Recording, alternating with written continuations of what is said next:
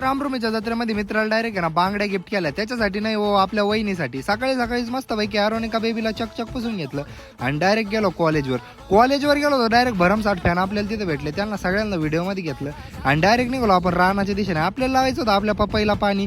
आता तुम्ही तर बघू शकते पपई कशी आपली जोमामध्ये वाढू राहिली एकदम, तिलाच आपल्याला पाणी लावायचं होतं. गेल्या पहिलं मस्त पैकी म्हणलं आता ड्रिपचे कॉक चालू करू. ड्रिपचे कॉक चालू केले आणि तळ्यातलं पाणी विहिरीत सोडलं. मग डायरेक्ट आहे ना सोलरची मोटर वगैरे चालू केली. म्हटलं चला आता डायरेक्ट संध्याकाळच्या वेळेस आपल्याला जत्रेमध्ये जायचंय. मग डायरेक्ट मित्रमंडळीसोबत जत्रेमध्ये गेलो आणि डायरेक्ट अचानक बाहेर की ना आपण थत्ते ग्राउंडवर जावं म्हणलं आता डायरेक्ट आहे ना एंट्री मारावं तिथं. तसं आपण जत्रेला रोजच येतो, पण इथं ना रोज आल्यावर बी असं वाटतं आज नाही पहिल्यांदा चालवलंय. मग डायरेक्ट तिथं गेला भरमसाठ आपले फॅन भेटले.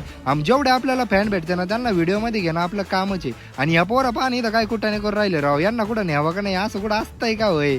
आणि ह्या हातोडीमध्ये कोण कोण बसलं कोण कोण नाही तेवढं कमेंट करून नक्की सांगा.